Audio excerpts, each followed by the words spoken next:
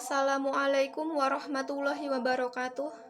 Nama saya Binti Isromah. Di sini saya akan mereview materi dari kelompok 7 tentang hukum acara perdata, hukum acara tata usaha negara, dan hukum acara pidana. Baik, langsung saja yang pertama kita bahas tentang hukum acara perdata. Hukum acara perdata disebut juga sebagai hukum perdata formal yang mengatur tentang bagaimana cara mempertahankan dan menjalankan peraturan hukum perdata material. Selanjutnya yaitu karakteristik hukum acara perdata, yaitu dengan melaksanakan hukum terhadap para pelanggar hak pihak lain sesuai dengan ketentuan peraturan perundang-undangan yang berlaku yang ada dalam hukum material agar dapat dilaksanakan secara paksa melalui pengadilan. Kemudian selanjutnya asas dan sumber hukum acara perdata. Yang pertama, hakim bersifat menunggu. Kemudian yang kedua, hakim itu lebih bersifat pasif. Yang ketiga, mendengar kedua belah pihak. Yang keempat, putusan itu harus sesuai alasan-alasan. Kemudian yang kelima, hakim harus menunjuk dasar hukum putusannya. Selanjutnya kita bahas tentang hukum acara tata usaha negara. Menurut pasal 4 Undang-Undang Peradilan Tata Usaha Negara mengatur bahwa peradilan tata usaha negara adalah salah satu pelaku kekuasaan kehakiman bagi rakyat pencari keadilan terhadap sengketa tata usaha negara. Kemudian bagaimana ciri-ciri peradilan tata usaha negara dengan hukum acara perdata?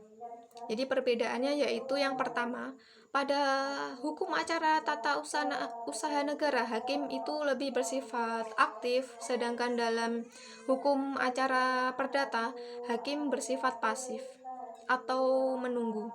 Kemudian yang kedua, dalam hukum acara PT-UN tidak ada gugatan rekonvensi atau gugatan balik, sedangkan dalam hukum acara perdata itu ada gugatan balik. Langsung saja kita bahas tentang hukum acara pidana.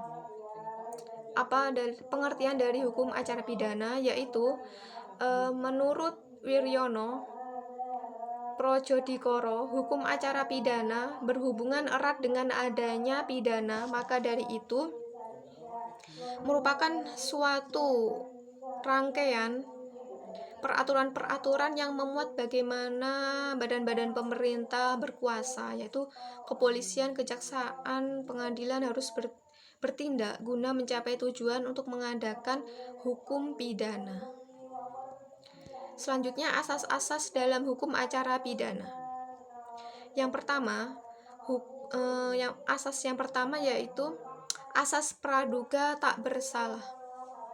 Dalam peraturan perundang-undang nasional, asas praduga tak bersalah ini diatur dalam pasal 9 Undang-Undang Nomor 48 Tahun 2009. Kemudian yang kedua yaitu perlakuan yang sama atas diri setiap orang di muka hukum.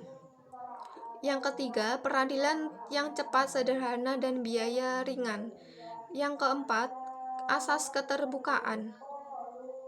Pada prinsipnya, semua persidangan itu harus dinyatakan terbuka untuk umum, kecuali hal yang diatur dalam undang-undang. Jadi di sini jika dinyatakan tegas bahwa yang diaturkan terbuka untuk umum itu adalah di pemeriksaan pengadilannya. Jadi pemeriksaan itu harus memiliki unsur pendahuluan, penyelidikan, dan peradilan jika terbuka untuk umum. Kemudian asas yang terakhir yaitu asas legalitas. Dalam asas legalitas ini terjadi adanya penangkapan, penahanan, penggeledahan, dan penyitaan Ini dilakukan berdasarkan perintah tertulis oleh pejabat yang diberi wewenang oleh undang-undang dan hanya dengan cara sebagaimana yang diatur dalam undang-undang. Baik, cukup sekian kurang lebihnya dari saya. Mohon maaf yang sebesar-besarnya. Wassalamualaikum warahmatullahi wabarakatuh.